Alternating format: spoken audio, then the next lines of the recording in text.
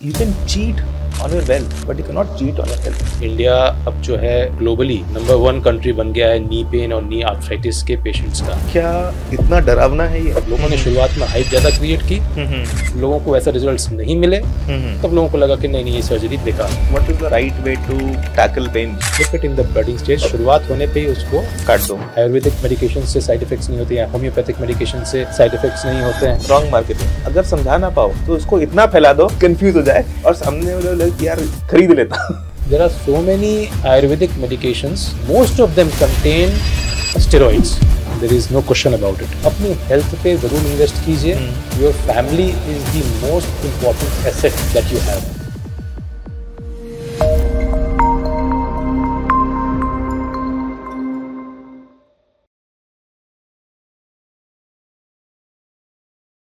Welcome to yet another episode of the GC show. आज हमारे साथ जो हमारे गेस्ट हैं, he is a orthopaedic surgeon from Varanasi and his name is doctor Abhinav Agarwal. Hi. So he specializes into knee replacement, hip replacement and slip disc. तो आज हम लोग चर्चा करेंगे कि कैसे आपका माइंडसेट आपके हेल्थ और वेल्थ में बहुत बड़ा बदलाव ला सकता है। तो शुरू करते हैं आज का ये एपिसोड। अंत तक ज़रूर देखिएगा, बहुत मज़ा आएगा और कमेंट करिएगा और बताइएगा आपको इस एपिसोड में क्या अच्छा लगा।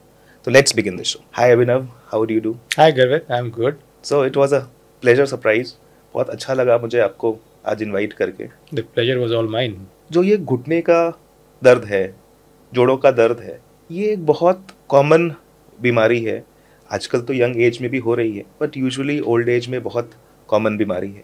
तो इसकी बेसिक वजह क्या है? ये घुटनों का दर्द, जोड़ों का दर्द या कमर का दर्द क्यों होता है? See, बेसिक वजह कह लीजिए या फिर मोस्ट कॉमन कॉज तो ये होता है कि कभी चोट लग गई या फिर एनी काइंड ऑफ इंजरी या फिर कभी एक्सरसाइज करते वक्त में सम काइंड ऑफ ट्विस्टिंग हो गया, तब तो इंजरीज हो जाता है, जिसको हम लोग कहते हैं। Second most common cause of knee pain is arthritis, which is the growing cause. And India अब जो है ग्लोबली नंबर 1 कंट्री बन गया है नी पेन और नी आर्थराइटिस के पेशेंट्स का। Oh seriously? Yes, and because of our good number of population, जो हम लोग की अच्छी 150 करोड़ की पॉपुलेशन है, this number amplifies to multi crore people actually. And arthritis is the most common now because we have got a growing age population, elderly population जिसको कहिए कि चूँकि लाइफ एक्सपेक्टेंसी बढ़ गई है लोगों की, people are living longer. And जो कॉमन एज ग्रुप जो होता है आर्थराइटिस के लिए शुरू होने वाले age group, that is above 60 years. तो जैसे जैसे ज़्यादा से ज़्यादा लोग 60 ईयर्स के ऊपर लिविंग लाइफ एक्सपेक्टेंसी बढ़ रही है, तो वैसे वैसे नी आर्थराइटिस की भी समस्याएं धीरे धीरे बढ़ रही हैं, क्योंकि भाई हर एक चीज़ की एक लाइफ होती है। परफेक्ट। आप एक कितनी भी बढ़िया गाड़ी खरीद लोगे, लेकिन उसकी भी एक सर्टेन लाइफ है। आप उसको रगड़ रगड़ के चलाओगे, जल्दी घिस जाएगी, अच्छे से चलाओगे बाद में घिसेगी, लेकिन घिसेगी तो ना, घिसेगी तो ज़रूर। तो घिसेगी तो उसको आपको ट्रीटमेंट करना ही पड़ेगा। वो आपको कष्ट देने लग जाएगी। गाड़ियों में जैसे चूँ चूँ आवाज़ आने लग जाएगी, वैसे आपके घुटने में भी चूँ चूँ आवाज़ आने लग जाती है, जिसको हम लोग कॉमन मेडिकल भाषा में क्रेपिटस कहते हैं। लेकिन yes, if you are fit, if you keep yourself healthy, आप शुरू से एक हेल्दी लाइफस्टाइल और हेल्दी प्रैक्टिस को मेंटेन करते हैं, तो यू विल मेक श्योर कि आपके घुटने काफ़ी लंबे लास्ट करें, just like a good SIP return. Thank you. That is true कि अपने को अपनी assets, so your body is asset, absolutely उसको संभालना पड़ेगा, उसके ऊपर ध्यान देना पड़ेगा। अगर कोई भी एसेट को आप इग्नोर करना शुरू कर दो, मिसयूज़ करना शुरू कर दो, उसकी केयर ना करो, तो it will and up with bad returns. तो बहुत ज़रूरी है। तो नी रिप्लेसमेंट, जैसे आजकल हिप रिप्लेसमेंट बहुत कॉमन होता जा रहा है, बहुत डर लगता है सुन के, पर एक्चुअली क्या इतना डरावना है ये? देखिए, एक होता है एक्चुअल चीज़, एक होती है हाइप क्रिएट करना। शुरू में नी रिप्लेसमेंट के पीछे काफ़ी हाइप क्रिएट किया गया कि भाई इट्स ए मैजिकल थिंग, आप करा लो तो फिर आपको एकदम आप प्रैक्टिकली उड़ने लग जाओगे, भागने लग जाओगे, आप स्पोर्ट्स करने लग जाओगे एंड ऑल दोज थिंग्स। सी, कुछ भी कहिए, नी रिप्लेसमेंट में हम लोग करते क्या है, बेसिकली जो कॉमन भाषा में कहते हैं घुटने की कटोरी चेंज कर देना। कटोरी बेसिकली क्या हुई कि जो शेप, जो आपके बोन्स के एंड्स होते हैं विच हैव बिकम डिफॉर्म्ड, जो इनका शेप चेंज हो गया है, हड्डियाँ बढ़ गई हैं, जो घिस गए हैं, उनको हम लोग छील करके उसको एक प्रॉपर शेप देते हैं, उसके ऊपर एक आर्टिफिशियल सरफेस लगा देते हैं। पटेला कह लीजिए, या फिर उसको फीमर का सरफेस होता है, टिबिया का सरफेस होता है, एक सरफेस लगा करके उस पर ऊपर फिर मूवमेंट को हम लोग डायरेक्ट करते हैं, गाइड करते हैं, ताकि मूवमेंट एक कांस्टेंट डायरेक्शन में हो, and it becomes pain free and it becomes smooth, and आपका मूवमेंट अराउंड जो भी रहे वो एक पर्टिकुलर डायरेक्शन में, एक स्मूथ डायरेक्शन में रहे। लेकिन अगर आप कहोगे कि आर्टिफिशियल चीज़ को मैं नेचुरल की तरह बना दूंगा, तो ये आपको समझना पड़ेगा कि भाई हम कितना भी कर लें, भगवान की बराबरी अभी तक हम लोग नहीं कर पाएंगे। तो आर्टिफिशियल चीज़ तो आर्टिफिशियल रहेगी। Yes, we can mimic it as near to the nature itself, but we can not absolutely clone it.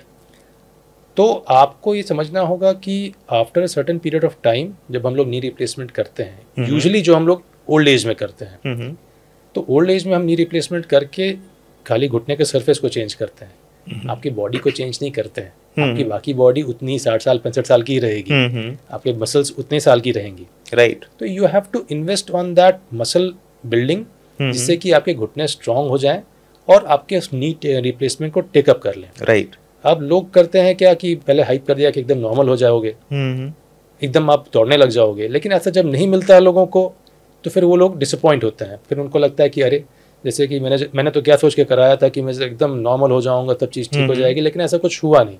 आपकी एक्सपेक्टेशंस फेल करने लगती हैं, राइट। एक्सपेक्टेशंस फेल तो आपको लगता है कि नहीं, ये चीज़ खराब है, ये चीज़ गड़बड़ है। लेकिन when you set the expectations right कि भाई आपको अनयूजुअल रिटर्न्स नहीं मिलेंगे, तब आपको लगता है कि नहीं ठीक है, ये चीज़ ठीक है, ये मेरी एक्सपेक्टेशन थी और ये चीज़ मुझे मिल रही है, पहले मैं क्या था, अभी क्या मुझे मिल रहा है। Once you start thinking in that line, you become satisfied. That is what has happened with knee replacement. लोगों ने शुरुआत में हाइप ज़्यादा क्रिएट की, लोगों को ऐसा रिजल्ट्स नहीं मिले, तब लोगों को लगा कि नहीं ये सर्जरी बेकार है, जबकि ऐसा बिल्कुल नहीं है। It is one of the most successful surgeries, मतलब it has been ranked as the most successful surgery across the globe. मैं तो एक बात और कहता हूँ कि अगर ये इतनी ही ख़राब सर्जरी होती जैसा कि अभी हो गया है, कई लोग जैसे बोलते हैं कि नहीं तो फेल कर जाती है, फलाने का ऑपरेशन कराया था वो तो बिस्तर पे पड़ गया, ये हो गया। मैं कहता हूँ कि अगर इतनी ही खराब सर्जरी थी, तो दुनिया भर के जितने डॉक्टर, सिर्फ इंडिया की बात नहीं कर रहा हूँ, मैं दुनिया भर के डॉक्टर्स की बात कर रहा हूँ, ग्लोबली सर्जरी हो रही है। तो ग्लोबली जो सर्जरी हो रही है, तो सब हम लोग क्या इतने बेवकूफ़ हैं कि जितनी खराब सर्जरी को हम लोग किए चले जा रहे हैं? पूरी दुनिया के डॉक्टर्स इतने बेवकूफ़ तो नहीं हैं। कहीं ना कहीं रिजल्ट्स अच्छे मिल रहे हैं, लोगों को सेटिस्फाइड हो रहे हैं, तभी ना हो रही है सर्जरी, राइट। तो you set the expectations right and then you will be definitely you will get the right results and you will be satisfied actually, right. तो well said Abhinav, it is only about setting the expectations right. Primary job एक professional का सबसे पहले आपकी expectations को सही set करना है, चाहे वो फाइनेंस है, हेल्थ है। हम लोग की इंडस्ट्री में यही चैलेंज आता है कि लोग सोचते हैं कि आज स्टॉक मार्केट में है, कल हम मिलियनेयर बन जाएंगे, अगले दिन पैसा डबल हो जाएगा, एक महीने में ये हो जाएगा। तो if we don't set the expectations right, तो कहीं ना कहीं मन में डिफॉल्ट होता है कि यार बोला कुछ था, हुआ कुछ और है। वो कहते हैं ना कि people are happy without returns, पर अगर सोचा कि 20% आएगा और 19 आया या 18 आया तो कष्ट है। पता था 6 आएगा एफडी में और 6 आया तो हैप्पी है। एब्सोल्युटली। तो it is not about the returns, it is about matching up the expectations, कि आपकी जो एक्सपेक्टेशंस थी वो मैच हो गई। आप सही एक्सपेक्टेशन अगर आप बताते हो या फिर रियलाइज कराते हो and you get let's say उतना भी अगर आपको मिल गया, then you are absolutely satisfied, happy, right. आप एकदम सही कह रहे हो कि एफडी में 6% मिल रहा है, अगर आपको मालूम है कि 6% ही मिलेगा, वो मिला तो यू आर हैप्पी। आप सोच रहे हो कि नहीं इक्विटी मार्केट में तो फलाना अरे 50% का गेन मिल गया, 60% का ये मिल गया, यू आर गेटिंग ओनली 14%। तो आप ऐसे सोचो ना कि आपको एफडी में तो 6% मिल रहा था, now you are getting 14%, but तो you are actually in a beneficial position, but you are not happy, but you are not happy. So this is only about the expectations game. Expectations right set करना बहुत ज़रूरी है, और यहीं कई बार चूक हो जाती है। तो जब हम लोग वापस आते हैं नी रिप्लेसमेंट, हिप रिप्लेसमेंट, तो आज के दिन भी मैं देखता हूँ कि मेरे फैमिलीज में, एक्वेंटेंसेस में, पीपल आर वेरी फियरफुल. उनको अभी बहुत डर लगता है कि ऑपरेशन कराएं कि नहीं कराएं, जैसे चल रहा है वैसे ही चलने दें, वैसे ही छोड़े हुए 10-20 साल तो हो गए खींचते खींचते, पर फिर भी लोग डिसीजन नहीं ले पा रहे हैं कि अब कराना चाहिए कि नहीं कराना चाहिए, या मे बी अब 10-20 साल की तो ज़िंदगी और बची है, why to take that much pain, risk लें कि नहीं लें. तो व्हाट डू यू थिंक, ऐसा क्यों होता है? लोगों का माइंडसेट क्यों नहीं बदल पा रहा है? लोग क्यों नहीं इलाज कराने का डिसीजन ले पा रहे हैं? हम लोग इसको मेडिकल फील्ड में कहते हैं, या फिर if for that matter all the business field, या जितने भी मोटिवेशनल स्पीकर्स आजकल होते हैं, आप सुनेंगे उनको, getting out of your comfort zone. आप अभी जो पोजीशन पे हो, you are not actually comfortable, you are having pain, आपको दर्द हो रहा है, आपको कष्ट है, लेकिन आप उस सिचुएशन से निकलने के लिए, क्योंकि आपको मालूम है कि इसमें अगर मैं जाऊंगा तो एक रिस्क फैक्टर इन्वॉल्व है, प्लस आपको ये भी मालूम है कि मुझे दर्द भी होगा, कष्ट भी होगा, बिकॉज एनी सर्जरी, ठीक है, no matter how much pain medications and pain management we do, कुछ अमाउंट ऑफ पेन तो डेफिनेटली रहेगा. फ्यूचर आपका अनश्योर है, तो वो जो रिस्क कहिए या फिर अनसर्टेनिटी है, वो हमको रोकती है. लेकिन अगर हम उस अनसर्टेनिटी को, अगर हम रियलिस्टिक एक चीज़ तरीके से प्रेजेंट करें कि भाई देखिए अनसर्टेनिटी तो किसी भी, भाई मैं तो कहता हूँ कि मैं अपने घर से आपके यहाँ तक आया, गाड़ी से आया, क्या इस चीज़ की गारंटी थी कि मैं रास्ते में मेरा एक्सीडेंट ना हो जाए, मुझे चोट ना लग जाए? Everything has a risk. हम सवेरे उठ के बाथरूम में जाते हैं, बाथरूम में स्लिप करने का रिस्क होता है. केसेस भी आते होंगे आपके पास? केसेस भी आते हैं, यस बिल्कुल. बाथरूम में सवेरे सवेरे गए, स्लिप कर गए, हिप का फ्रैक्चर हो गया. It's a very common thing. Very common. तो क्या बाथरूम जाना छोड़ दोगे आप? Right.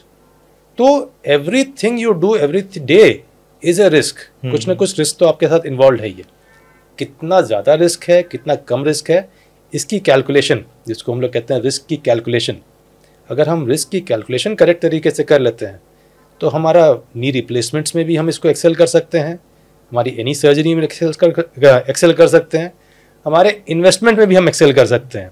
We just have to calculate that risk factor. Well said Abhinav. तो मैंने कहीं पढ़ा था कि the easiest decision that someone can take is not to take any decision. Absolutely. Because जब हम डिसीजन लेना चाहते हैं ना, तो it is a very complex, दिमाग को ना बहुत काम करना पड़ता है, और फिर लगता है कॉन्सिक्वेंसेस से भी डर कि यार हुआ तो, नहीं सही हुआ तो नुकसान हो जाएगा, या मे बी ये हो जाएगा, वो हो जाएगा. तो वो फिर हम लोग सोचते हैं ना, क्या छोड़ो, जो चल रहा है चलने सो. तो that is the easiest decision, comfort zone. We do not want to take a decision. No yes, no no, अपने आप जब समय आएगा, जब कुछ होगा तो लेट इट हैपन. तो ये इजीएस्ट डिसीजन होता है, और इसी कारण बहुत सारी चीज़ें लाइफ में डिले हो जाती है. And one thing that you said was the risk calculation. तो इन्वेस्टमेंट्स में भी ये बहुत ज़्यादा मैंने देखा है, और ख़ासकर आम आदमियों के बीच में तो बहुत कॉमन है कि while investing people only evaluate the rewards. वो रिस्क तो पूरा इग्नोर ही कर देते हैं कैलकुलेशन में.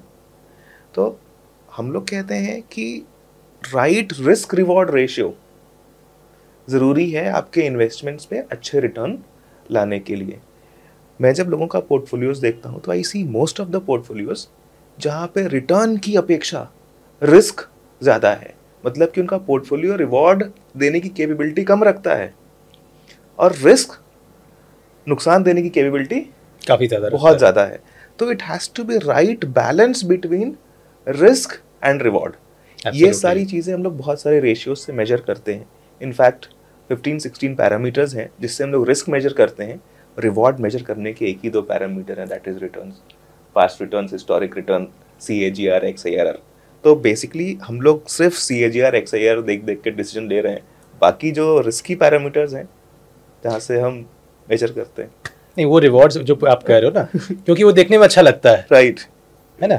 आदमी उसी चीज़ पे फोकस करता है जो चीज़ देखने में अच्छी लग रही है. जो चीज़ खराब लग रही है, मुझे मालूम है कि मुझे वो प्रॉब्लम कर सकती है, but I don't want to see that, I want to ignore that completely. It's basic human psychology and nature, right, कि we only want to see the good part, we don't want to see the bad part of it. और इसी कारण decision making investments पे लोगों की गलत हो जाती है and people end up losing their money and then blaming the assets कि एसेट्स खराब थी या स्टॉक मार्केट में ये हो गया चाहे वो हो गया. Absolutely. So Abhinav, you have been investing since quite long और जहाँ तक मुझे उम्मीद है कि mutual funds, stocks, fixed deposits सब जगह इन्वेस्ट करते ही होंगे.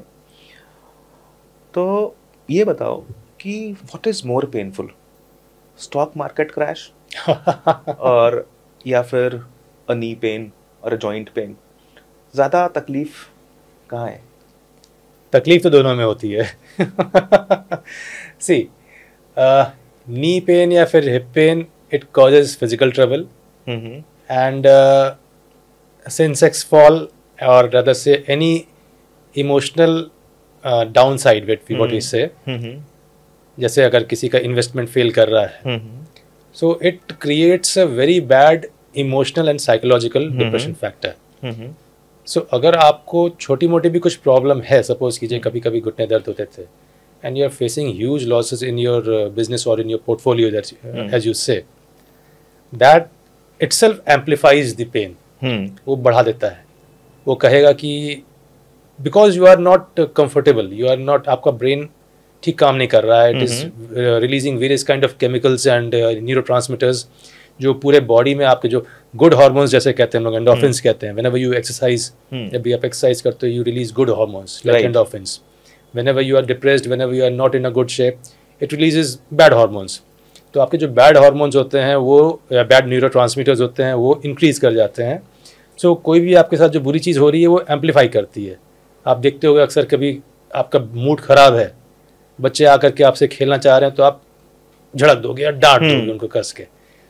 उनकी गलती नहीं है, इनफैक्ट आपकी भी गलती नहीं है, it is the psychological state. Right. तो बुरा तो दोनों में लगता है, लेकिन it is how you tackle that, that is what is that's what sets you apart, I would say. तो what do you say, what is the right way to tackle pains? Meet an expert. अगर आपको घुटने में दर्द है, body में कहीं दर्द है, डॉक्टर को दिखाइए. आपका पोर्टफोलियो ठीक नहीं काम कर रहा है, फाइनेंशियल एडवाइजर को दिखाइए. राइट. एक चीज मैं और ऐड करना चाहूंगा कि pains are a part of life. You can not get rid of pains. Pains तो आएंगे ही. एब्सोल्युटली. पेन को सॉर्ट करने का एक और तरीका है गिविंग टाइम टू इट. हम लोग का साथ चैलेंज क्या है ना कि we want instant result. Everyone wants instant result. कि डॉक्टर के पास गए, डॉक्टर ने गोली दी और हम दौड़ते हुए आ जाए. इंस्टेंट रिजल्ट सबको चाहिए, इस कारण से और पेनफुल हो जाता है. Give time to any kind of pain, whether it's market, whether it's your health. Yes, you need to stay invested and you need to invest in your health for a long period to gain that result. आपको time देना पड़ेगा. आप सोचोगे कि मैं exactly as you said कि मैं गोली खाई, एकदम इंस्टेंट रिजल्ट मिलना चाहिए, मेरा पेन तुरंत गायब होना चाहिए. नहीं गायब हुआ, अरे डॉक्टर बेकार है, this is not going good. ऐसा नहीं है. जो भी मेडिसिन हैं, जो भी चीज़ हैं, वो आपके फिजिकल पेन पे तो कंट्रोल कर लेंगी, but if your mindset is going wrong and if your basics और फंडामेंटल्स एज यू से, अगर आपके बोन्स में इनहेरेंट प्रॉब्लम है, अगर आपको एडवांस्ड आर्थराइटिस है, हाँ. आप उसको टाल रहे हो, आप उसको खींच रहे हो, आप उसको लिंगर ऑन कर रहे हो, तो unless and until you take that drastic step की, या फिर आप यू एक्शन जो कहते हैं कंफर्ट जोन से निकल करके you take that leap of faith, जब तक आप वो नहीं करोगे, nothing will give, you will not gain out of it. Right. And plus जो आप कह रहे हो कि some pains they take time, as you say कि हाँ give it some time, it will heal. जो दिल के घाव होते हैं मार्केट के घाव, मार्केट के घाव, yes, you give it some time, they will heal. क्योंकि आपका fundamentals as you say, even markets के भी fundamentals, if they are going good, if they are going strong, तो you give it some time. और knee pain तो definitely I would say कि yes, it अगर आप उसमें फिजियोथेरेपी में इन्वेस्ट करते हो, मेडिसिन में इन्वेस्ट करते हो, अपनी ओवरऑल हेल्थ पे इन्वेस्ट करते हो, अपने बॉडी वेट को कंट्रोल करते हो, सब चीज़ें अगर आप मेंटेन करते हैं, तो देयर इज़ नो रीज़न कि आपको prolonged pain for a very long duration आपको हो. आपको आराम मिलेगा, डेफिनेटली मिलेगा, give it some time. You have to be disciplined. आपको प्रोसेस तो फॉलो करना पड़ेगा. You can not look for a shortcut. Shortcuts movies में अच्छे लगते हैं, मैगी में अच्छे लगते हैं कि 2 मिनट में मैगी मिल जाती है, लेकिन रियल लाइफ में थोड़ा सा होता नहीं है. ये चीज़ रियलाइज करनी पड़ेगी. अब मैंने तो बहुत क्लोजली देखा है. मुझे भागने का शौक है. I run marathons and it's been almost 6-7 years. तो मुझे रह के कई बार घुटने में पेन हो जाता है. मैंने कई बार तुमसे भी एडवाइस ली है कि हो जाता है, पर प्रोसेस फॉलो करता हूँ, इलाज करता हूँ. 1-2 महीने का पेन कई बार 1 हफ्ते में छूट जाता है. फिर भागना शुरू, फिर तो मैनेज करने से हो ही जाता है. डिसिप्लिन अगर है आपका मेडिकेशन पे या फिर फिजियोथेरेपी पे या डाइट पे. द इम्पोर्टेंट थिंग इज कि you are continuing your passion and you are maintaining that discipline. आप अभी भी कंटिन्यूसली रन करते हो, जस्ट बिकॉज कि कभी कभी रन करते हुए कुछ इंजरी, स्लाइट इंजरीज होती हैं जो आप उस वक्त रियलाइज नहीं करते हो. At the end of the run आप रियलाइज करते हो, अरे ये वाली इंजरी हो गई मुझे, तब आप आते हो. तो it is not a very continuous process. Setbacks कुछ न कुछ तो लगते ही रहेंगे in any field. So Abhinav, I have seen बहुत सारे लोग जो हैं अपनी बीमारियों को, प्रॉब्लम्स को पोस्टपोन करते जाते हैं कि यार अभी चलने दो, बाद में देखते हैं. और इस कारण से जो छोटी सी प्रॉब्लम थी जो कि पहले आसानी से क्योर हो सकती थी, उसका सोल्यूशन इजी था, पेनफुल भी नहीं था, वो धीरे धीरे काफ़ी बड़ी और मेजर हो जाती है. करेक्ट. तो वैसे जैसे नी पेन है या हिप में है या बॉडी के किसी और ऑर्गन में पेन है, तो उसको अगर हम लोग बहुत समय तक नज़रअंदाज करें, देर से इलाज कराएं, तो कितना तकलीफ़ बढ़ सकती है, उसका नुकसान कितना हो सकता है. सी गर्वित, द राइट सोल्यूशन जिसको कहते हैं कि प्रॉब्लम अगर दिख रही है आपको, तो clip it in the budding stage. जो एज ओल्ड कहते हैं कि clip it in the budding stage. शुरुआत होने पे ही उसको काट दो. अगर कोई प्रॉब्लमेटिक पौधा दिख रहा है, शुरू में ही उसको वहाँ पे टहनी को काट दो, तो आपके आगे पेड़ जो है आपका बढ़िया निकलेगा. तो इस बात को रियलाइज़ करना होगा सभी को. वी एज इंडियंस, हम लोग पोस्टपोनमेंट, हम लोग को सिखाया जाता है, कहिए हम लोग के ब्लड में आ जाता है कि चीज़ों को थोड़ा पोस्टपोन करो तो अपने आप कई बार ठीक हो जाती हैं. लेकिन कई बार ठीक हो भी जाती हैं, ऐसी बात नहीं है. लेकिन हाँ, हर एक प्रॉब्लम को अगर आप सोचेंगे कि मैं पोस्टपोन करके ही ठीक कर लूँगा, ये प्रॉब्लम छोड़ दो, कोई बात नहीं, 2 महीने से दर्द है, कोई बात नहीं, चलो 2 महीने और दे लेता हूँ, तो वो टाइम फ्रेम आपको सोचना पड़ेगा. अगर आपको कहीं चोट लगी है, सपोज कीजिए जैसे आप मैराथन दौड़ते हो, मैराथन दौड़ने के बाद में यू केम बैक, आपको नी में पेन शुरू हुआ, आपने उसको थोड़ा टाइम दिया, चलो ठीक है, थोड़ा सा घरेलू उपाय कर लिए, आपने उसको 5 दिन 6 दिन देख लिया, पेन नहीं जा रहा है, हाँ. तब भी अगर आप उसको और सोचो कि नहीं मैं और देखूंगा, और आप किसी डॉक्टर से आकर या मुझे आकर के नहीं दिखा रहे हो, then you might land up in problems. Right. तो अगर आपको समस्या दिख रही है, आपने अपने तरीके से सोल्यूशन ट्राई कर लिया है, अगर उसके बावजूद भी प्रॉब्लम सॉल्व नहीं हो रही है, तब you need to see an expert. And that is where हम लोग एज एन इंडियंस हम लोग लैक करते हैं, कहिए कि because we try to linger on. हम लोग चाहते हैं कि नहीं चलो ठीक हो जाएगा, गिव इट सम टाइम, ये भी कर लो, वो भी कर लो. और इंडिया में सबको थोड़ी राय देने की भी थोड़ी हैबिट रहती है. तो कोई मिला, हाँ अरे फला ऐसे कर लो, अरे वो लगा लो, अरे हमने टीवी में देखा था फलाना बाबा जी ऐसे कह रहे थे. तो इट इज़ ठीक है, सब चीज़ ठीक है, किसी किसी को फ़ायदा मिलता है उससे, लेकिन you can not generalize that thing to everyone. या आप सोचो कि हाँ इनको फलाना से प्रॉब्लम से निजात मिल गया था, तो मैं वही अप्लाई कर दूँ सारी पॉपुलेशन पे, तो आराम मिल जाएगा. तो ऐसा नहीं होता है.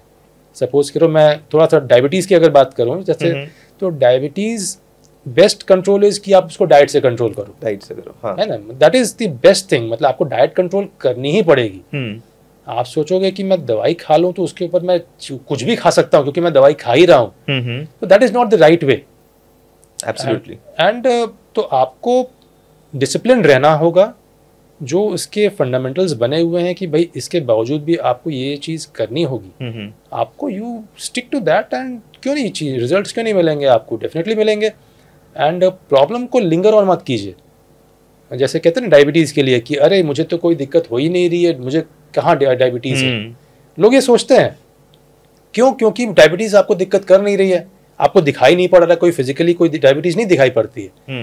हमारे बॉडी के अंदर में शुगर का, ब्लड शुगर का लेवल हाई है, तो हाई है तो कोई प्रॉब्लम उस वक्त तो नहीं होगी आपको, नहीं होगी, राइट। लेकिन वो इंटरनली आपके पूरे ऑर्गन्स को खत्म कर रहा है, सड़ा रहा है, धराशायी कर रहा है। जस्ट लाइक जो लकड़ी में दीमक लगने वाला जैसे हम लोग कहते हैं, राइट, तो दीमक लगती है तो ऊपर से थोड़ी दिखती है लकड़ी में दीमक लगी हुई है, वो अंदर अंदर पूरी खा जाती है, उसके बाद ही दिखाई देगा। जब लकड़ी एकदम खत्म हो जाएगी पूरी, एकदम किसी वन फाइन डे पूरी की पूरी लकड़ी आपकी गिर जाएगी, तब आपको मालूम चलेगा कि अरे इसमें तो दीमक लगी हुई थी। तो इसी तरह से बीमारियां भी हैं कि अगर आप उसको लिंगर ऑन करोगे, बहुत दिन तक टालोगे, तो फिर आपको तो प्रॉब्लम आएगी। It is more about the mindset. हम लोग का जो माइंडसेट है ना, वही सबसे बड़ा कल्प्रिट है कि चलो जब होगा तब देखा जाएगा, अभी कौन सी तकलीफ है, बाद में देखेंगे। और फाइनेंशियली भी बहुत ज़्यादा कॉमन है ये चीज़ें। मैं देखता हूँ बहुत सारे लोग जब एकदम सर के ऊपर से वो क्या बोलते हैं पानी निकल जाता है, तब डिसीजन लेते हैं कि नहीं अब तो यार लोन चुकाने की कोई ना कोई व्यवस्था करनी ही पड़ेगी, अब तो यार बच्चे की शादी का टाइम आ गया है, अभी तक तो पैसे जुटाए नहीं, अब शादी कैसे करें, या फिर पढ़ाई का टाइम आ गया बच्चों का। तो जब तक शुरू से आदमी उसको प्रॉब्लम को समझ के उसका सोल्यूशन ना निकाल दे, टाइम पे तो तकलीफ बहुत बढ़ जाती है। I think that is where the difference between rich man and middle class and poor class lies. कि आप जो रिच हैं, जो वेल्दी हैं जिसको कहते हैं, उन्होंने सही प्लानिंग करके अपनी वेल्थ को सही जगह इन्वेस्ट किया। I don't know if I am right, correct me if I am wrong.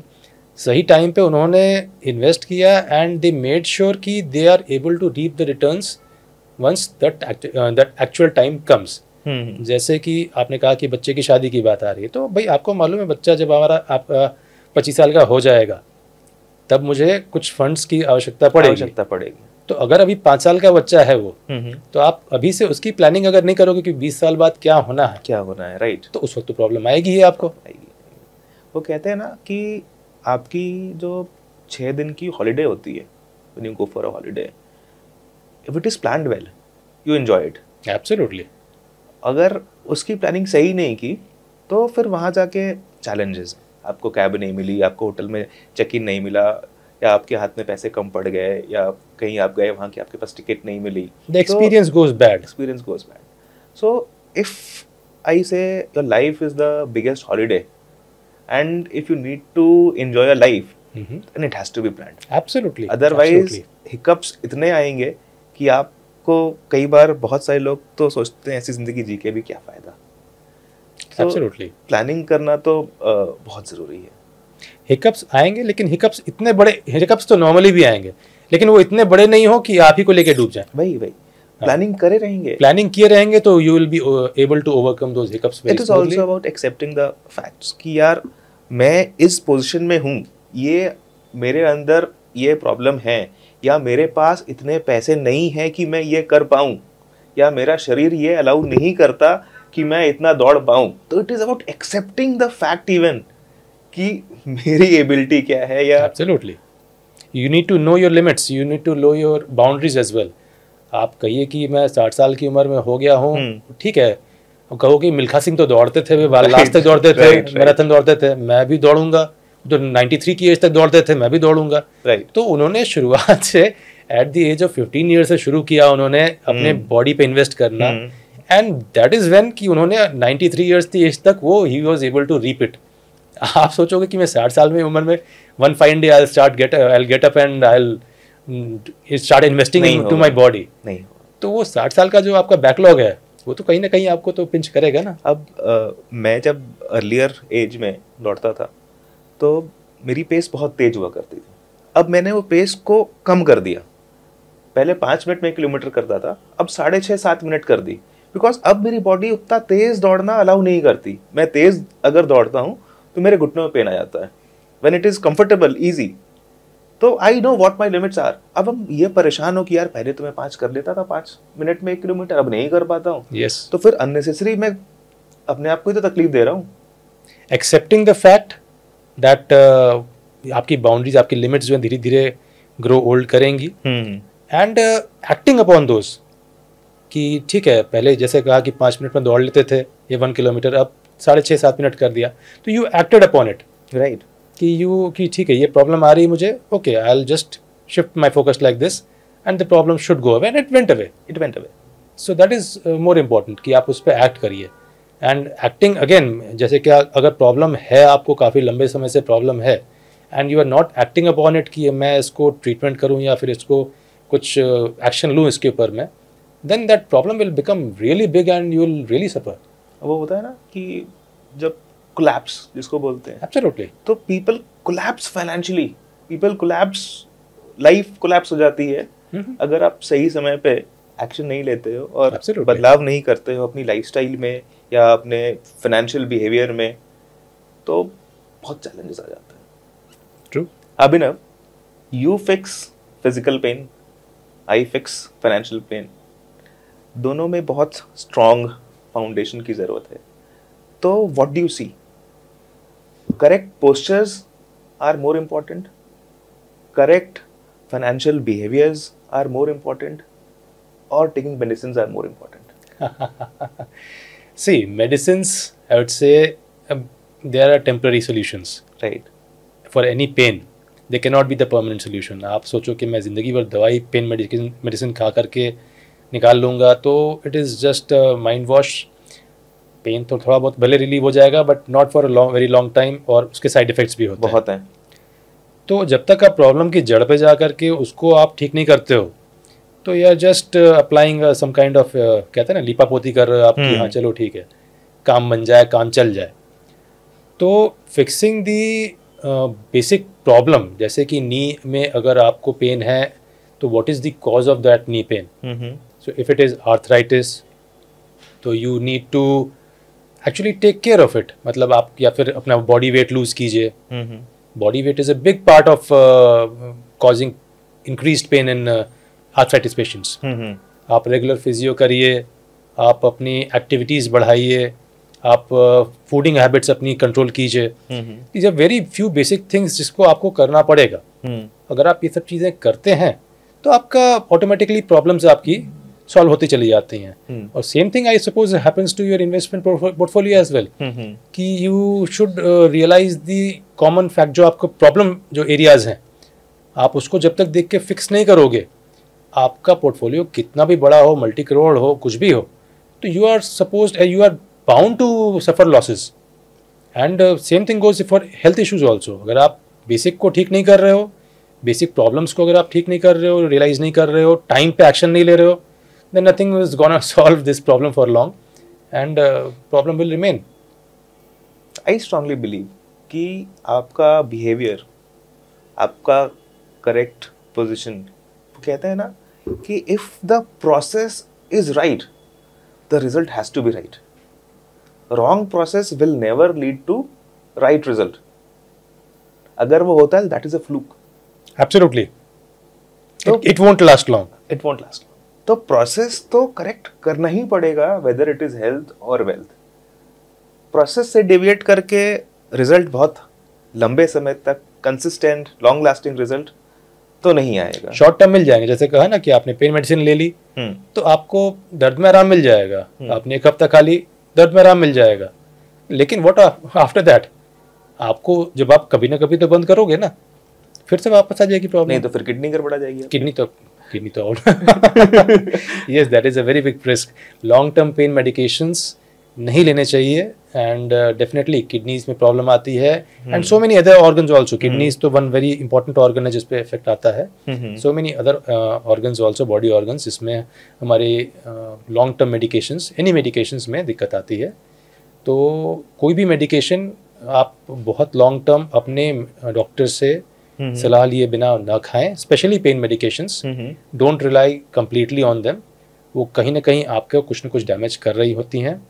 For that matter, कई लोग सोचते हैं कि आयुर्वेदिक मेडिकेशन से साइड इफेक्ट्स नहीं होते हैं, होम्योपैथिक मेडिकेशन से साइड इफेक्ट्स नहीं होते हैं. Is that true?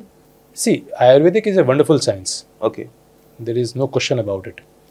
लेकिन आप किसी चीज़ को एक्सपेक्टेशन से ज़्यादा अगर आप सोच रहे हो, आप उसको एडवर्टाइज कर रहे हो या प्रमोट कर रहे हो या दिखा रहे हो, हाइप क्रिएट कर रहे हो, तो it is not gonna last for a very long time. तो उसकी लाइफ बड़ी छोटी हो जाएगी, क्विक फिक्स वाली चीज़ हो जाएगी. आप बोलते हो कि डायबिटीज़ को मैं जड़ से मिटा दूंगा, आप ये जड़ी बूटी खा लो और ये खा लो। सी, जड़ी बूटी वगैरह में अगर आपकी आयुर्वेदिक जब बना था, जब आयुर्वेद बना था, तब तो डायबिटीज़ वगैरह बीमारी होती नहीं थी, राइट। तो ये तो मॉडर्न डे की हम लोग की बीमारियां हैं जो अभी शुरू हुई हैं, जो अभी सरफेस की हैं।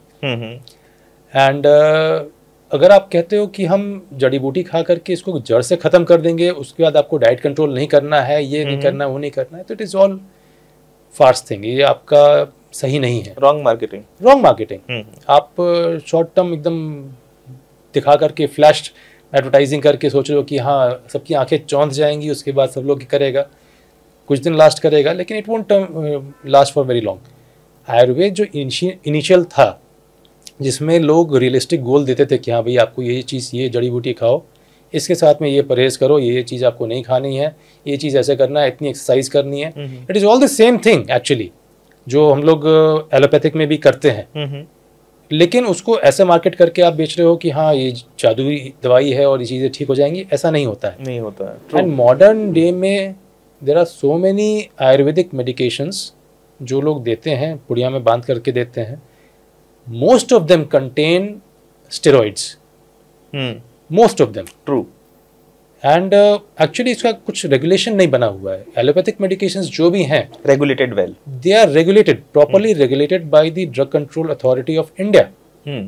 तो उसमें अगर लिखा हुआ है कि 100 मिलीग्राम की दवाई इसमें होनी है, इस टिकिया में, तो 100 मिलीग्राम की वही वाली दवाई आपकी होगी, प्लस माइनस 1 और 2%। आयुर्वेदिक मेडिकेशन में ऐसा कोई रेगुलेशन अभी तक नहीं आया है। पुड़िया में बांध करके उसने आपको क्या दिया है, इसके बारे में कोई रेगुलेशन नहीं है। वो यूजुअली, मैं सबकी बात तो नहीं करूँगा, यूजुअली क्या करते हैं कि लोग पुड़िया में बांध करके स्टेरॉइड की दवाई खरीदते हैं, उसको कूचते हैं, पाउडर बनाते हैं, स्टेरॉइड आपके पुड़िया में देते हैं, बोलते हैं ये लीजिए खाइए, आपको जॉइंट का पेन तो चुटकियों में गायब हो जाएगा। स्टेरॉइड तो मैं भी प्रिस्क्राइब कर सकता हूँ, मैं भी दे दूंगा आपको, चलो भैया ये 2 टिकिया खाओ, चुटकियों में दर्द गायब हो जाएगा, क्विक फिक्स सोल्यूशन दे दूंगा मैं आपको। लेकिन बिकॉज आई नो कि लॉन्ग टर्म में अगर वो दूंगा आपको स्टेरॉइड, तो आपकी ओवरऑल हेल्थ पे वो बहुत बुरा असर करेगी। तो we give it up for a very limited time and we warn the patient कि भाई ये स्टेरॉइड है, इसको आपको बहुत लंबे समय तक नहीं खाना है। और आप सोचते हो कि नहीं चलो तो आपकी नज़र में तो स्टेरॉइड बड़ी खराब चीज़ हो गई, हालांकि ऐसा नहीं है। लॉन्ग टर्म खाइएगा तभी आपको स्टेरॉइड नुकसान करती है, शॉर्ट टर्म के लिए कोई दिक्कत नहीं है। लेकिन आप आयुर्वेदिक दवाई समझ करके उसको आप लॉन्ग टर्म खाए चले जा रहे हो, 3 साल 4 साल खाए चले, कोई साइड इफेक्ट, क्योंकि आयुर्वेदिक क्या है कि कोई साइड इफेक्ट नहीं होता है, मार्केट ऐसे किया हुआ है। आप आयुर्वेदिक दवाई समझ करके आप तो स्टेरॉइड खा रहे हो, लॉन्ग टर्म खा रहे हो, तो आपके तो शरीर की जितनी भी हड्डियां हैं, ऑर्गन्स हैं, किडनी, लिवर, सबकी तो ऐसी की तैसी हो रखी है। जब सब चीज़ धराशायी हो जाएगा, फिर आप आओगे वापस कि भाई अरे अब तो ठीक करना पड़ेगा, then the problem starts. So you looked for a quick fix solution without the risk, apparently without the risk. पर रिस्क तो हर जगह है। But लेकिन रिस्क तो हर जगह है, ये आपको समझना होगा कि रिस्क हर जगह है। कोई लोग दिखा के बता के आपको रिस्क बताते हैं, और कुछ लोग उस रिस्क को छुपा देते हैं और आपको खाली बढ़िया जो एक फ्लावरी पिक्चर है वो देते हैं। तो you have to evaluate, you have to calculate that risk, and यहाँ पे तो आपको अपना जजमेंट यूज़ करना पड़ेगा, कौन आपसे सच बोल रहा है, कौन आपको धोखे से बेला फुसला करके आपका काट रहा है। Investments are subject to market risk. हम बता के आपको बता रहे हैं कि it has some risk. Absolutely. बाकी तो रिस्क तो डिपॉजिट्स और बॉन्ड्स में भी है। यस। पैसे तो वहाँ भी लोगों के डूबे हैं, लेकिन बताते नहीं है। तो इट इज अबाउट अंडरस्टैंडिंग। और कहते हैं ना कि when you by a medicine, हम डॉक्टर को दिखाते हैं, प्रिस्क्रिप्शन मिलता है, तो हम पहले नाम पढ़ते हैं, गूगल करते हैं। दवाई खरीदते हैं मेडिकल स्टोर से, तो हम लोग देखते हैं कि उसकी एक्सपायरी कितने दिन की हुई है। हम देखते हैं किस ब्रांड की वो दवाई है, उसका मेकर कौन सा रेप्यूटेड ब्रांड की है कि नहीं है। एब्सोल्युटली। तो हम इतना उसके पीछे रिसर्च करके ही वो दवाई खाना चाहते हैं। बिल्कुल। But when it is a Ayurvedic और होम्योपैथी मेडिसिन, बाबा जी ना हमें उसमें पता कि उसकी एक्सपायरी है कि नहीं है, उसका कॉम्बिनेशन क्या है, जो डॉक्टर ने बोला था वही उनका प्यून सेम कॉम्बिनेशन बना के दिया है, हम ये भी श्योर नहीं है। एब्सोल्युटली। बट एक ब्लाइंड फेथ जो है ना, जो कि पुरानी चीज़ों से या इमोशनल वैल्यू कल्चर से हमारा जो लगाव है, वो इमोशनल वैल्यू जुड़ी हुई है कि हाँ भाई this is an emotional attachment हमारा है कि ये हमारा साइंस है, इसमें कुछ चीज गलत नहीं है, उसके कारण, बस उसी एक बायसनेस के कारण we end up taking that medicine. और अंग्रेजी दवाई खराब अगर खानी हो तो अगर बच्चे को भी एक गोली देनी हो तो 3 बार ये यार सेम स्पेलिंग है कि नहीं है, सेम कॉम्बिनेशन है कि नहीं है जो डॉक्टर साहब ने लिखा है। लोग तो वो दवाई खरीद के लाकर डॉक्टर साहब देखिए यही दवाई है ना, यही खानी है ना। मैं कहता हूँ कि सेम रिसर्च आप आयुर्वेदिक एंड होम्योपैथिक के साथ भी करो ना, तो यू विल रियलाइज कि क्या हो रहा है। आप उतना रिसर्च नहीं करते हो। सेम थिंग, जैसे भाई मार्केट में इन्वेस्ट करने से पहले अगर आप रिसर्च करने लग जाओ स्टॉक मार्केट में, कंपनी का कुछ भी अगर ले रहे हो तो you won't lose money, you will never lose money I suppose. और फिर इन्वेस्टमेंट्स में तो क्या है ना कि हम लोग जैसे ट्रेडिशनल चीजों के साथ लगाव रहता है, जैसे fixed deposits, we are biased, investing in real estate, we are biased, absolutely, जमीन खरीदनी है सबसे सेफ है, हाँ, LIC या इंश्योरेंस प्रोडक्ट, तो वी आर बायस्ड। वहाँ पे हम बहुत ज़्यादा रिसर्च नहीं करना चाहते हैं बिकॉज वी नो कि यार दैट दिस इज़ फाइन। और इसके पीछे का रीज़न ये है ना कि हेल्थ में भी यही है, आयुर्वेदिक में भी यही है कि हम यूजुअली कुछ भी सीखते हैं तो ज़्यादातर अपने पूर्वजों से सीखते हैं। हम अपने पेरेंट्स से सीखते हैं, हमारे पेरेंट्स उनके पेरेंट्स से सीखे थे, और सो ऑन जनरेशन से चला आ रहा है। हाँ, चला आ रहा है। तो जब हम अपनी 3-4 जनरेशन्स पहले की बात करते हैं तो उस टाइम पे अंग्रेजी इलाज था ही नहीं ज़्यादा, बिल्कुल नहीं था, म्यूचुअल फंड्स था ही नहीं। उस समय तो ऑप्शन क्या था लोगों के पास? It was only buying gold coins and buying real estate. Banks में फिक्स डिपॉजिट कर लो, तो वो 3 ही उपाय हुआ करते थे बेसिकली। और वैसे ही इलाज के लिए बगल में वैद्य को दिखा के आ जाओ, काइंड ऑफ। करेक्ट। तो वो करते करते हमारी फैमिली, हमारे एंसेस्टर्स उसको कंफर्ट जोन में चले गए और हमें वही सिखा कर गए। बिकॉज़ अवेलेबिलिटी भी नहीं थी ना, वही बोल रहे, अवेलेबिलिटी भी नहीं थी, तो उन्हें आता नहीं था और वो हमें वही सिखा के चले गए। और हम भी अब उसी को ही सीख के आगे बढ़ रहे हैं। हम नई चीज को एक्सेप्ट नहीं कर पा रहे हैं because accepting the change is a very difficult. Absolutely. आपको नई चीज में वही living your comfort zone is a challenge. वो कहते हैं ना कि बीमारी नहीं, इलाज पुराना। नए जमाने के हिसाब से बीमारी भी जो पहले नहीं एग्जिस्ट करती थी तो उसका इलाज भी शायद पहले नहीं एग्जिस्ट करता था। जैसे आज के दिन फाइनेंशियल में देखें तो इन्फ्लेशन अलग लेवल पे जा रहा है, लोगों की खर्च करने की तरीके और खर्च करने की नीड, आदतें इतनी बदल गई हैं। कमाई का तरीका जो पहले था वो आज का नहीं है, वो बदल गया। पर क्या नहीं बदला? इन्वेस्टमेंट का तरीका, वो नहीं बदल पा रहे हैं लोग। तो प्रॉब्लम्स नई नई आ चुकी हैं, पर सोल्यूशन हम पुराना ही जो हमारे एंसेस्टर्स देकर गए हैं हम वही कंटिन्यू करना चाह रहे हैं। So that is where the problem becomes bigger and bigger and bigger. और ऐसा ही हेल्थ में भी है। हेल्थ में जैसे कहते हैं ना, कुछ भी प्रॉब्लम हो इंडिया में बड़ा कॉमन सोल्यूशन है। सिर दर्द हो रहा है, सो जाओ। पैर में दर्द हो रहा है, सो जाओ। थोड़ी देर सो जाओ, ठीक हो जाएगा। तो वही इलाज पुराना वाली चीज चली आ रही है। वो सिर में दर्द क्यों हो रहा है, यू नेवर नो। वो सिंपल सिर दर्द है कि माइग्रेन है कि ब्रेन ट्यूमर है, नहीं, सो जाओ, थोड़ी देर सो जाओ, ठीक हो जाएगा। हाँ, वो पैर में दर्द हो रहा है तो आराम कर लो, बैठ आराम कर लो, ठीक हो जाएगा। Right, well said, well said. Humorous, right? So Abhinav, as an orthopedic surgeon, your knowledge about health is very deep. How do you rate your financial knowledge? When did you realize that the actual challenge comes with managing your wealth? Health तो manage कर ही ली, wealth manage नहीं हो रही है। See, health, as we say, health is the biggest wealth, definitely. Right. आप अपने health को अगर ठीक रखते हो, इन्वेस्ट करते हो अपने हेल्थ में, then most of the battle is won. But yes, I would say कि हमारी wealth, हमारी physical wealth is equally important. क्योंकि आप हेल्दी तो हो जाओगे, अगर हेल्दी होकर के अगर आपके पॉकेट में पैसे नहीं हैं, कुछ टाइम के लिए खुश रह सकते हो, लेकिन बहुत लंबे समय तक खुश नहीं रह पाएंगे, क्योंकि खाली पेट तो मांगता है कुछ खाने को। Maintaining a decent wealth profile is also very very important. And sadly I would say कि हमारी इंडिया की जो एजुकेशन सिस्टम है, इसमें फाइनेंस की और वेल्थ जनरेशन की ऐसी कोई भी फॉर्मल ट्रेनिंग नहीं दी जाती है, which is very sad and very strange. मतलब हमारे करिकुलम में हर एक चीज़ पढ़ाई जाती है, साइंस से लेकर के, हिस्ट्री से लेकर के, सिविक्स से लेकर के, geography and practically maths and everything, practically सब चीज़ पढ़ाई जाती है। बट वन जो मोस्ट इम्पॉर्टेंट थिंग है कि आपके पॉकेट में पैसे होने चाहिए, और पैसे कमाने के बाद उसको कैसे मैनेज करना है, क्या करना है, कैसे उसको ग्रो कराना है, कैसे कमाने का है, और कैसे एक प्रॉपर तरीके से जो फाइनेंशियल करिकुलम होना चाहिए, it is nowhere to be found in our regular school curriculum up to the class 12th. Right. Even after that, मतलब जो भी फाइनेंस में जो लोग जानते हैं, जैसे कि आप फाइनेंस का you are trained into finance, तो even after getting out from school आप बीकॉम करोगे, बीकॉम करने के बाद में आपकी फाइनेंशियल की ट्रेनिंग्स आपकी स्टार्ट होती हैं प्रैक्टिकली। राइट। तो आई वुड से कि जो almost 80 to 90% of the school kids हैं जिनको जो ट्रेनिंग हमारी हो रही है, they are left out of this financial world, जबकि एवरीवन प्रैक्टिकली से everyone needs it. There is no person in the world जिसको जो कहे कि नहीं मुझे फाइनेंशियल नॉलेज नहीं चाहिए, मुझे I don't need it. Right. You are not living on an island.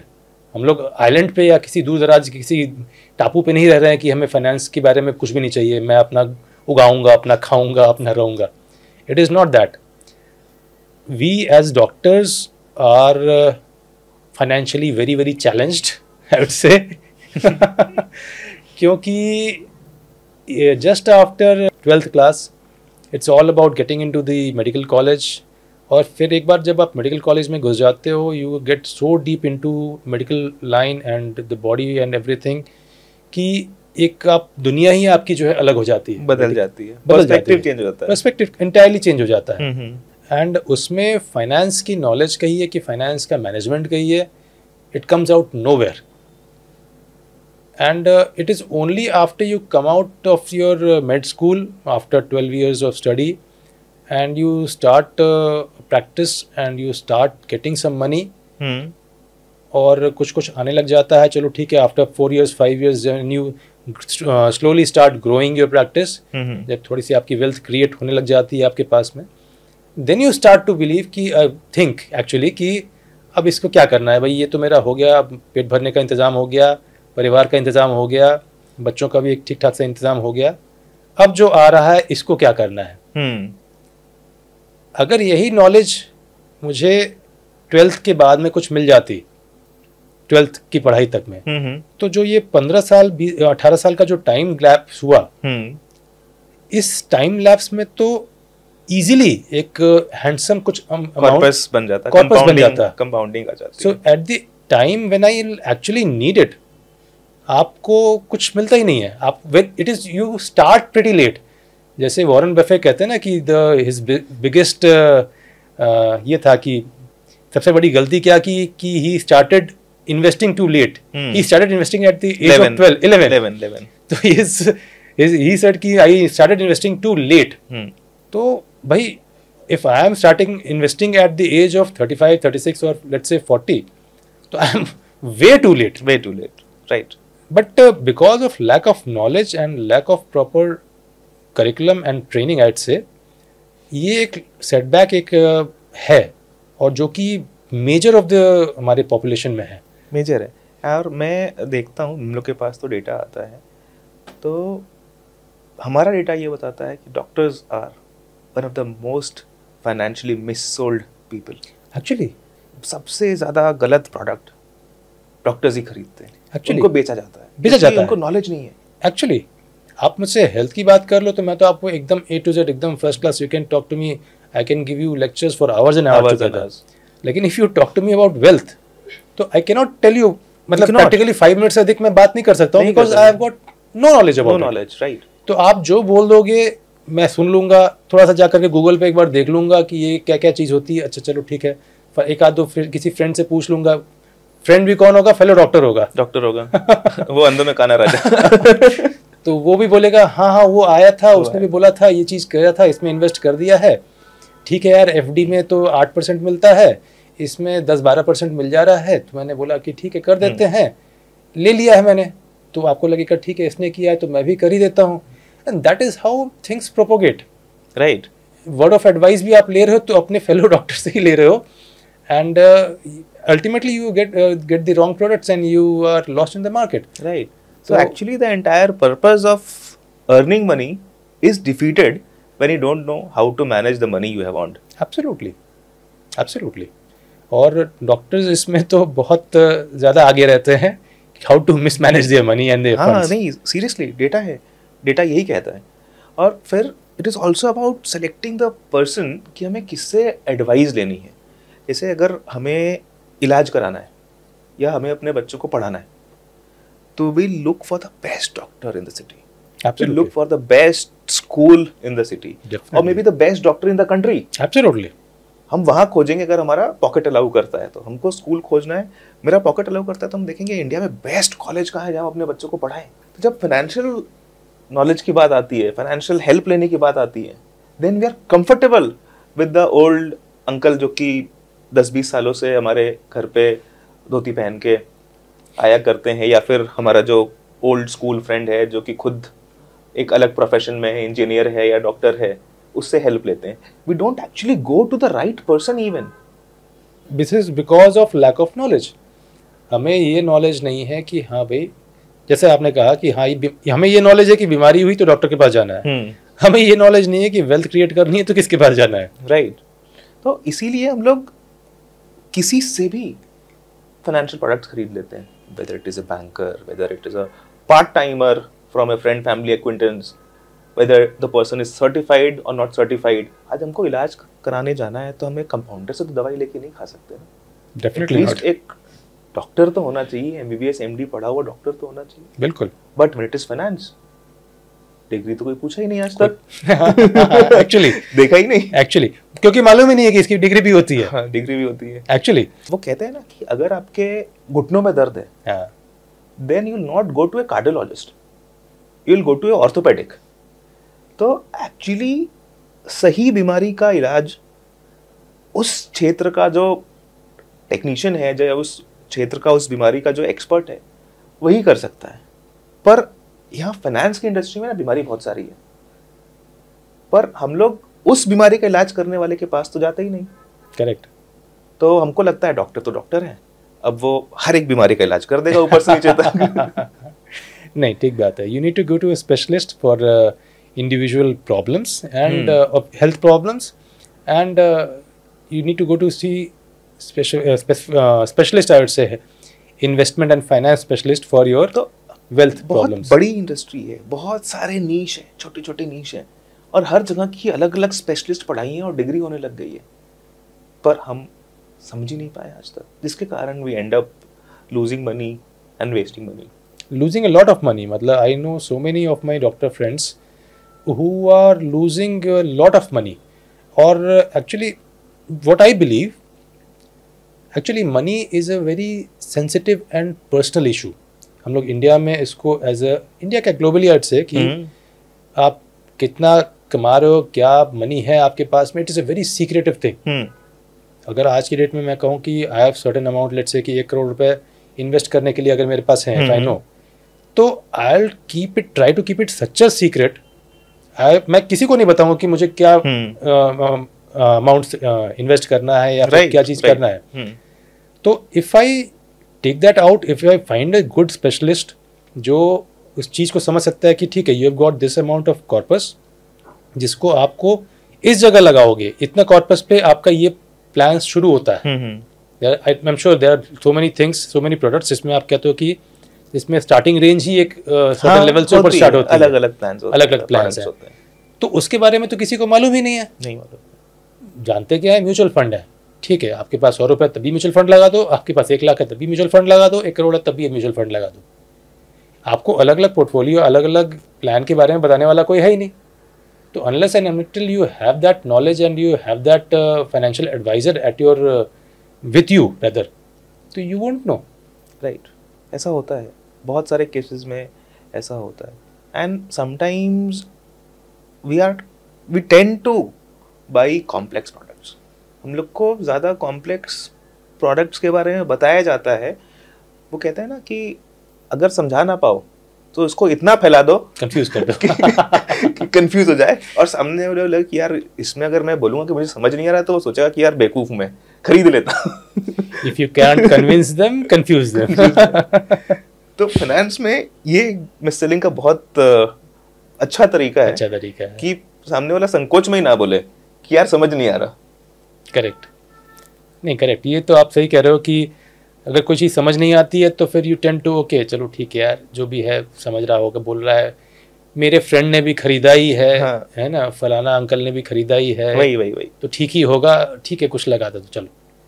तो that is where we start losing money. And we I would say कि लूजिंग मनी इज़ नॉट कि आपका पैसा कम हो रहा है, जैसे आपने 100 रुपये लगाया तो आपको 90 रुपये मिलेंगे, ये नहीं है।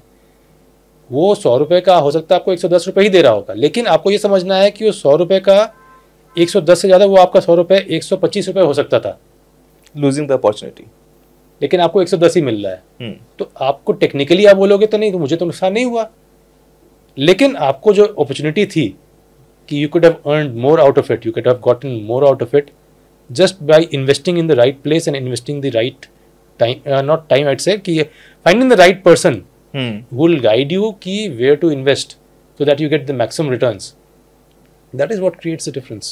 अभिनव, which is your favorite investments? कहाँ पे सबसे ज़्यादा रिटर्न आया, कहाँ लगा के सबसे ज़्यादा अच्छा लगता है, सेटिस्फैक्शन मिलता है, मज़ा आता है?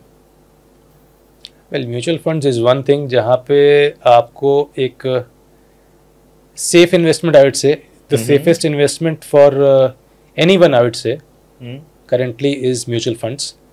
For small time investment I would say कि SIPs are a very good thing.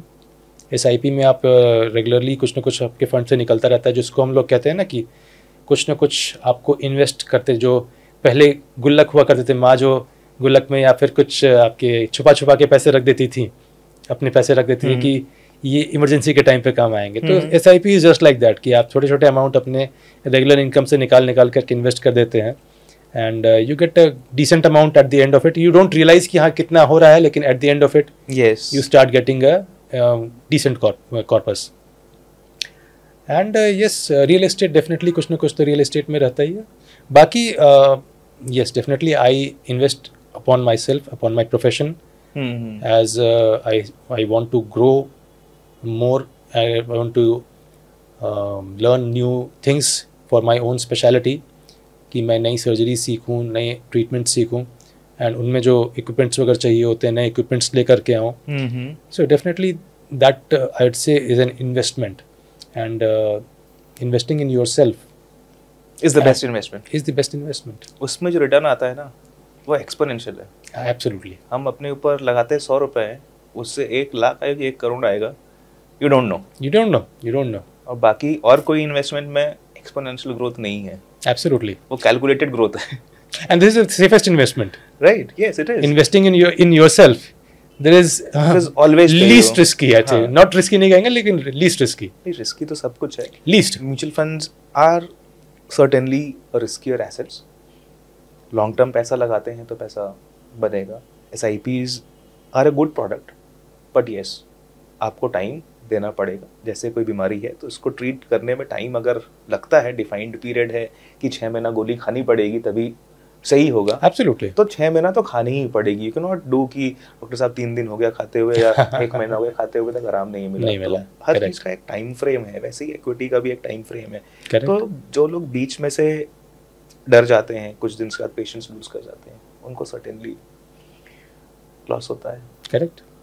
तो अभिनव ये बताओ, being healthy leads to a wealthy life or being wealthy leads to a healthy life?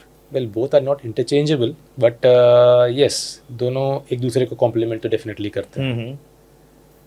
If you are healthy, you will be able to generate wealth for yourself.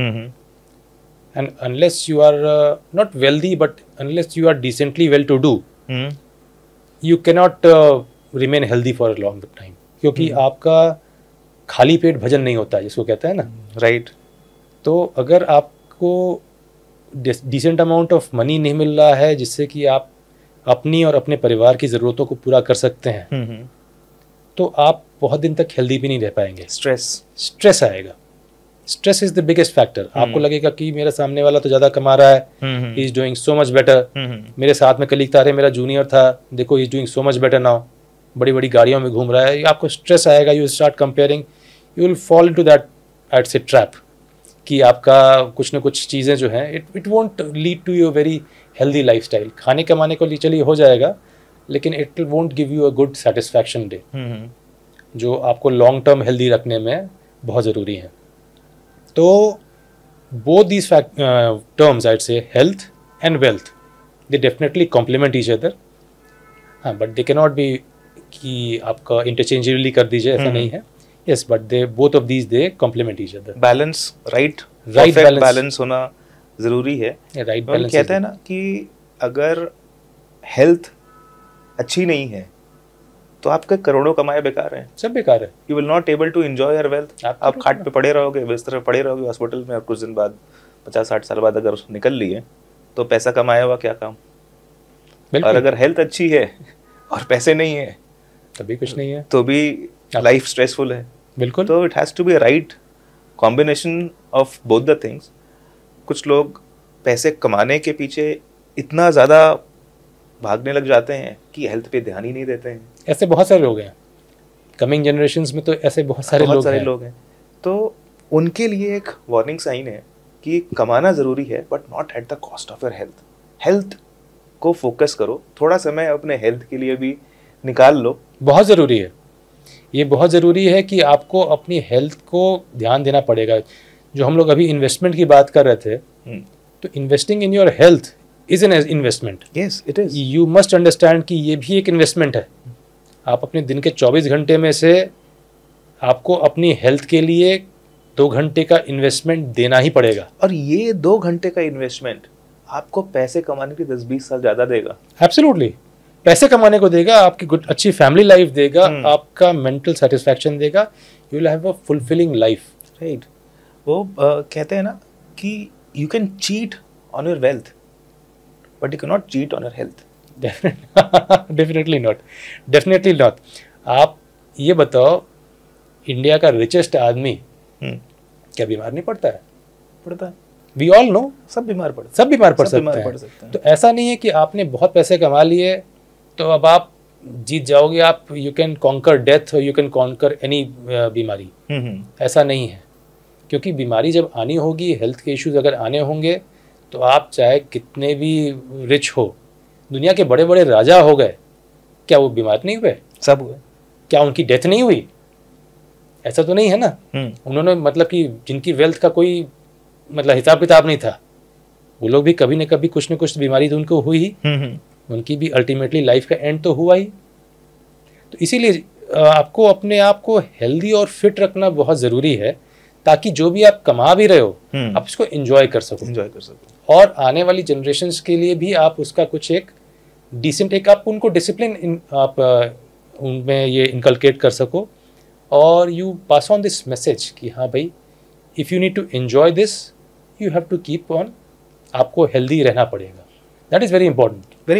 मेरे client ने मुझे कहा था एक बार कि अगर सर में दर्द होता है और उस टाइम पे आप अपने फैमिली के साथ 2-3 घंटे इंजॉय नहीं कर पाते, अगर सर में दर्द है और आप दोस्तों के साथ निकले हो आउटिंग में, तो you will not enjoy that 2-3 hours. आपको लगे कैसे कटे, राइट। तो अगर आपके हेल्थ में कोई ऐसा परमानेंट इशू आ गया, तो आप यही सोचो कि आपकी लाइफ कैसे कटे। You not enjoy the entire life. पूरी लाइफ स्ट्रेस में ही होगी कि चलो कट जाए। बिल्कुल। वो कहता है ना कि time is a very relative thing. आप किसी बोरिंग इंसान के साथ हो तो आपको 5 मिनट भी लगेंगे कि अरे यार, ये तो 2 घंटे से चाट रहा है, कैसे करें। और आप अगर अपनी गर्लफ्रेंड के साथ हो तो आप 5 घंटे में भी आपको लगेगा अरे अभी 5 मिनट तो हुए, कब टाइम कट गया।